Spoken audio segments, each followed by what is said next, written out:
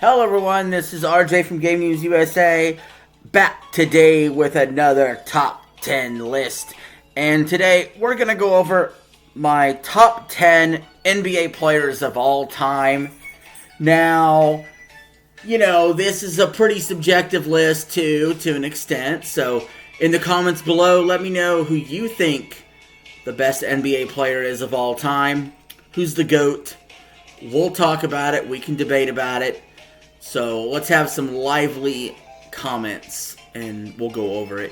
But without further ado, here is my top 10 list. And don't forget to hit the subscribe button on the way out.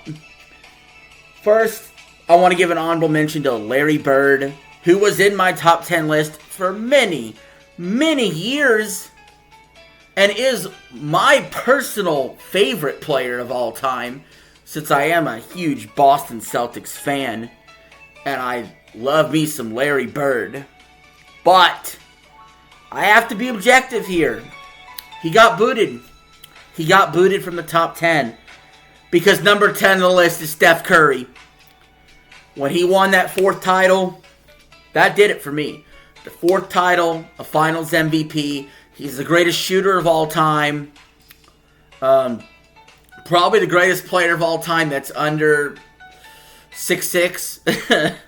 But yeah, Steph Curry, number 10 on the list. I wonder where he'll end up. I don't know. I feel like he might not ever win another title. But either way, his legacy is cemented. Number 9 on the list, Tim Duncan. You know, much like Steph Curry, a very soft-spoken, unselfish player. Tim Duncan won 5 championships with the Spurs.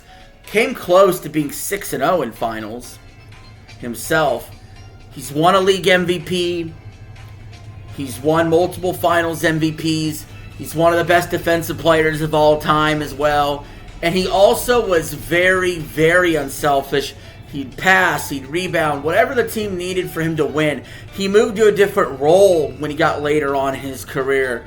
And they still continued to win. Just left a legacy of winning over a long period of time. Tim Duncan, the greatest Spur of all time, and number 9 on the list.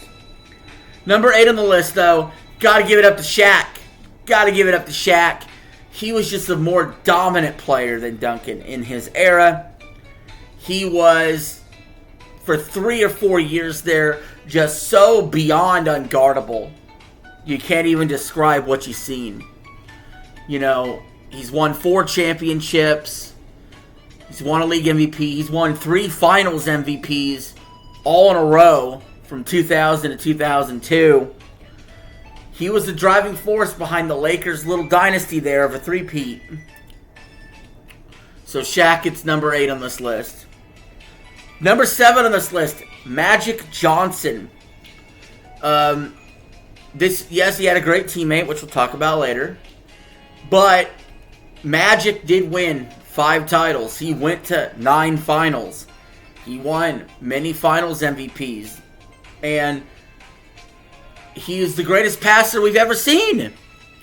He would constantly be setting up his teammates to score. He could score himself if he needed to. He was great right off the bat. He won right off the bat. His whole career he was winning. Number 7 on the list. But I do think he falls just shy of number 6 on the list, who I think the greatest Laker of all time is Kobe Bryant. Kobe Bryant, 20 years with the Lakers, so many points, so many memorable memories, and even though Shaq was the more dominant player in that three-peat, when Shaq left, and then he got a ring somewhere else, people were saying, well, see, it was all Shaq. Well, you see, he ended up winning 2 titles without Shaq. And he really took over as the guy for the Lakers. Why is he not higher in this list? Believe it or not, he only has 1 league MVP. How do you only have 1 league MVP in 20 years? You are fucking Kobe Bryant. I don't know what happened there. But, yeah, number 6. So number 5 on the list is Wilt Chamberlain. Yeah, he didn't win as much as these other guys did. He still won some rings, guys. He wasn't completely titleless.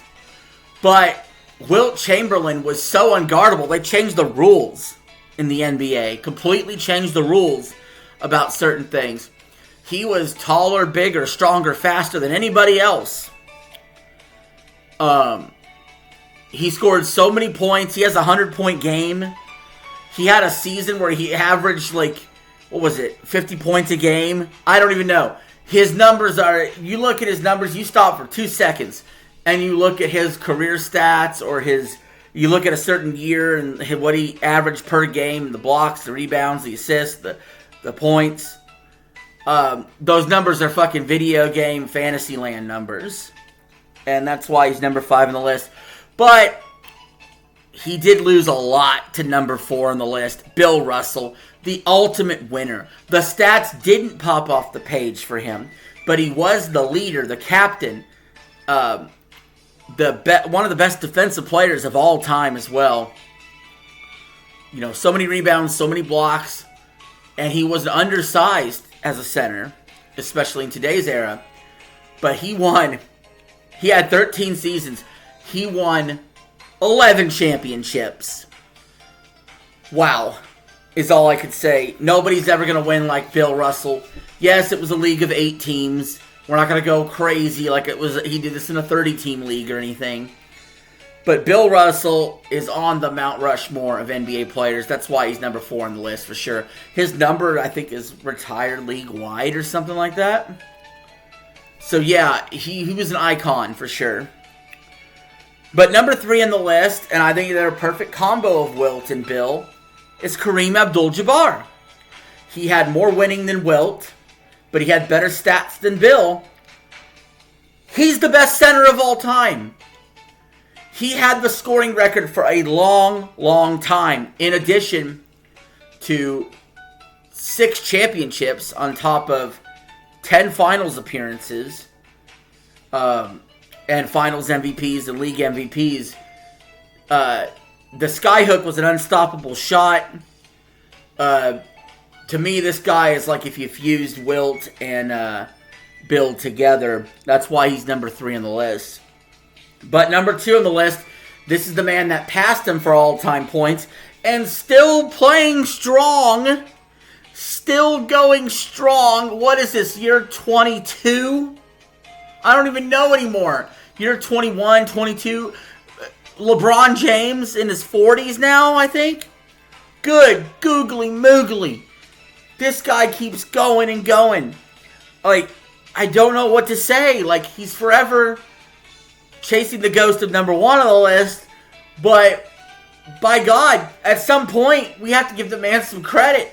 Really give the man some credit. You are freaking great, LeBron. You won 4 titles with 4 finals MVPs. Those 4 finals MVPs is second to number 1 on the list. But, you know, you've also led your team to 10 finals appearances. And you've done it in so many different eras. And in so many different eras, you are a top 10 player as well. I mean, I gotta clap for you, man. Like, that's great. That's awesome.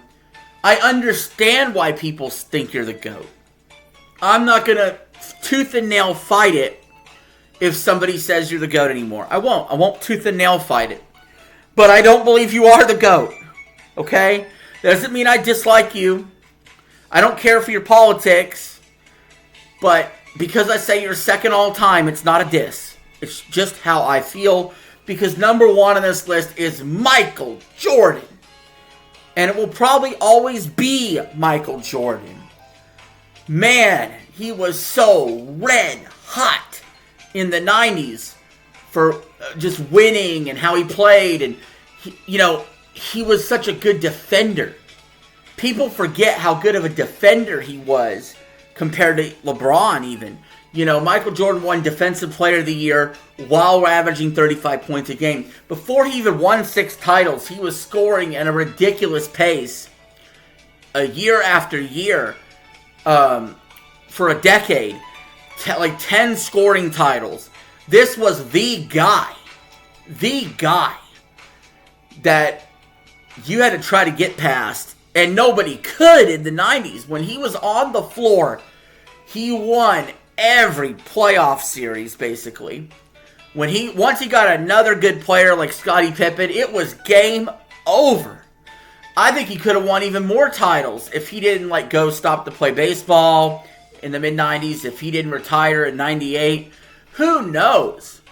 But I'm not even counting the untapped potential. I'm just going off of what he did. And Air Jordan, to me, will always be the GOAT of the NBA. You can't convince me otherwise. I don't care if LeBron is playing to year 50. Unless LeBron wins 6 titles, I don't want to hear it. But Jordan has that 6-0 record in the finals. And no one could ever touch that. Anyway, guys, thank you all for watching. Peace. Have a good one.